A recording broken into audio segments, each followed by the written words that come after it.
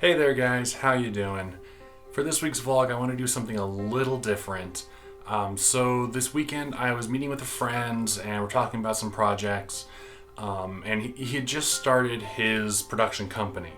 And I told him some of my experience with running a business, and it got me thinking about all of the mistakes I've made over the years. As I said in a previous vlog, this year, 2019, is the 10-year anniversary of when my wife and I started our production company, Standing Sun Productions. And so I just wanted to kind of take all of that and condense it down to 9 things that I've learned from failing at business. So this isn't going to be in any particular order exactly as far as level of importance, but more of kind of a timeline for how I learned all of these things. So we'll start with number 1. Don't quit your day job too soon. So when we first started our business, I had been laid off during the recession. I was working in construction, totally different field, but that was just more that was my day job. My passion was filmmaking. I was just starting out, all bright-eyed and bushy-tailed, and the exact opposite of how I'm feeling right now. I can't even get my words out straight. So like I said, height of the recession, I had no job, so kind of out of necessity, I started my business. But let's fast forward a few years. We moved to a new city and couldn't get the business going, so I got a job in retail. Anyone who's worked retail, it's not. It takes a special kind of person to be able to want to make that their career. I am not one of those people. Now I say that still working part-time in retail, but we'll get back to that in a moment. I was doing the whole side hustle thing, trying to get the business going. I landed a client that promised to be, it seemed like it was going to be very regular. I was already doing some work for him, producing a TV show, just a real simple, talking head sermon kind of show. But it was a regular client and paying fairly well, and it was hitting a point where the schedules were conflicting. I couldn't do both jobs. So I thought, okay, let's do this. It must be time to make the plunge. We had little to no emergency fund. The business had not been doing consistent enough income for a long enough period of time. This was the only client I really had. I think I had been able to work with 1 or maybe 2 other companies making videos for them. But this client was, at first, seemed regular enough and was paying well enough-ish that I couldn't do both. I'd much rather be filmmaking, so I put in my 2 weeks, and actually I think I gave him 3 weeks, but anyway, put in my notice and made the plunge. And at first it was great until the client, started to run into their own scheduling problems and money problems and wanting to renegotiate rates all of a sudden, and it just became a problem. And because we had no safety net, I didn't have other clients. I wasn't, running myself ragged, marketing myself all over the place. I was, trying to network, but I just wasn't making those connections. I came to realize pretty quick that I made the jump way too soon. And I did this even in spite of knowing better. A great book that I highly recommend is John Acuff's Quitter. If you are currently working a day job that you don't like, and you have your dream business that you want to do, please read that book. This isn't an affiliate link. I'm not sponsored. I genuinely love that book. And at that time, I did not follow the advice that he had in there as closely as I should have. I kind of hemmed and hawed my way around it. Another good one is Dave Ramsey's Entre Leadership. It talks about making that plunge from day job to self-employed. And it was, I totally did it wrong. I went way too soon and I didn't do it smart. You want to make sure you have some kind of a safety net just for yourself personally, if nothing else, that you have an emergency fund that can get you through 6 months to a year of no income. If you're starting your business from scratch, you've got to have that baseline support to work on, especially if it's a service-based company. Then you've got to be able to spend that time drumming up clients, finding those clients, making them fall in love with you, providing those services. That takes time. especially if you're new to an area like I was. And because we didn't have that safety net, I ended up having to go back to working retail again part-time. But it felt like a defeat. I went back to the same store that had given me this great send-off.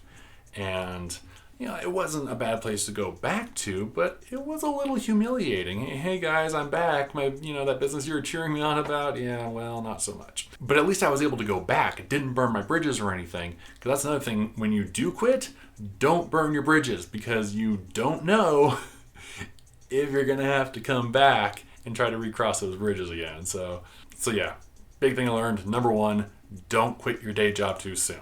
So the second thing I learned after failing in businesses is pay yourself first, not last. Now this is one that kind of became a concrete idea for me fairly recently when I was going through a business coaching class through a group called Chronic Entrepreneur Club, which I would definitely recommend checking that out. If you're like me, you have a chronic illness, I have fibromyalgia if you're new here, but if you have a chronic illness but you still want to be an entrepreneur, check them out. Highly recommend it. Again, no sponsors in this video. This is just books and classes and stuff that I personally recommend that have benefited me. But I digress. The point is, we have a tendency to, we see all these expenses, we see these bills, you got your utility bills, you got your phone, your web hosting, whatever expenses you need, whether it's equipment or whatever, or advertising even. You see the money going out all these million different directions when you're running your own business, and you can forget to pay yourself. One thing that I really learned recently in putting it is you factor your own salary into your business's expenses right out the get-go. Because if your bills aren't being paid for, if your lights aren't being kept on, if your rent or mortgage isn't being paid, you're gonna have to go back to that day job that you were trying to get out of. So it's one of those things where, when I would do it in the past, I would feel guilty because, I know I gotta pay our rent and our utilities, but I know I've got these million other things coming at me. It was a huge stress for me until I realized that it really is an essential part of building a business. And that actually does lead me into number 3, which is don't hire too soon. This was one of those pieces of advice that I read in a book. I think this one was EntreLeadership by Dave Ramsey, that I ignored because I was tired. I didn't know at the time that I had fibromyalgia yet. So I just thought, I'm exhausted. I can't keep up with the client workload. That main client that had still been a constant through that time, even when I had to go back to the day job, I was still working with this client through all the ups and downs. But it's it was hitting a point where, especially when I started to pick up another client or two, it was I can't keep up. And especially because the scope of this other client was starting to really expand. It's I cannot do this on my own. And the timing was, I had a friend who was looking for recommendations of where to apply to. And I said, hey, actually, you know what? I could really use some help. Do you want to come move to Colorado and help me out? Don't hire just because you're tired. The business has got to be making enough before you hire anyone to be able to pay for another person. The business has to be able to pay for another person before you bring in another person. So your salary, double it. Even if you're not going to be paying that person the same thing you're paying yourself, there's payroll tax that you have to pay that is above what you're actually paying the person. It's not just that's something I learned. Again, rules may vary depending on your state, but at the time of this recording and the way my memory serves me from at that time, government takes a chunk on top of what they deduct from the employee's paycheck. So because you're paying so much more, the business has got to be making that money to begin with before it's safe to hire. Because if you do what I did and hire someone just because you're tired, and all of a sudden that one client that you have, the only consistent client that you have, when negotiations break down on once again renegotiating your contract with them and the rates and everything, and you lose 80% of your, maybe it was 90%, you lose just about all of your business revenue like that. All of a sudden, you have to let them go. That's humiliating. It was, I hate that I had to put that person through that. I hate that I put us through that. Thankfully, I think we're still friends. Yeah, I mean, it wasn't fair to that person, and it was a mess. Yeah, you can't do that. Don't hire too soon. Now that leads me to number 4, which is make sure your business is generating multiple streams of revenue. Another one I learned from John Acuff is make sure your business has 5 to 7 income streams. Because if you lose 2 or 3 of them overnight, then at least you have more to fall back on. It's not crippling your business. Yeah, it may hurt, but your business isn't going to be destroyed by that. Kind of like mine was when we lost our one client. So looking at the time code on my camera, I've been talking a little longer than I thought I would, so I'm gonna have to split this up into 2 videos, I think. But before I end this one, I do want to go into the next point, number 5, because it kind of contradicts number 4 a little bit, but I'm gonna explain how it all works together. Number 5 is don't try to do everything. So I know on the surface it seems like that kind of contradicts number 4 of having multiple streams of revenue, but you don't want to be doing everything. This is something that when I first started out, I was encouraged by a lot of people to, if you're doing video services, offer everything. Do wedding videos, do commercials, do promo videos, do instructional videos, do, real estate videos, and, target, shotgun approach. Just say video production services, do everything, and, get as much work as you can that way. And we tried that. That's why Standing Sun initially was web design, video production, sewing, and all this other stuff. And over time, as aspects didn't work, we dropped it. Or I just never got any clients for certain services. Like, I did not like doing wedding videos. I had it as an offering, never really did any apart from friends and family. But there are just a lot of different aspects. Partly is our geography, partly I didn't care so much about certain aspects, so I didn't push them as hard, and then that became a self-fulfilling prophecy. But then I was advised by someone who I worked with when I first started out. It was the company that I interned with when I first got interested in video production back in high school. I was talking with them, and they told me, if you don't want to be a wedding videographer, don't offer wedding videos because you're going to get pigeonholed as that. And they really stressed to us that we need to focus on, figure out what you want to do and bill yourself as that, to specialize in that one area, because you'll get better quality clients and you're going to enjoy the work more. And then you avoid having your business dragged away from what you really are passionate about, and you get stuck in this rut of work that you're not necessarily in love with.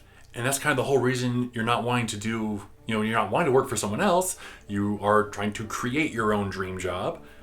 So, if you're going to do something, if you're going to be stuck doing something that you don't want to do, you may as well just go get a normal job.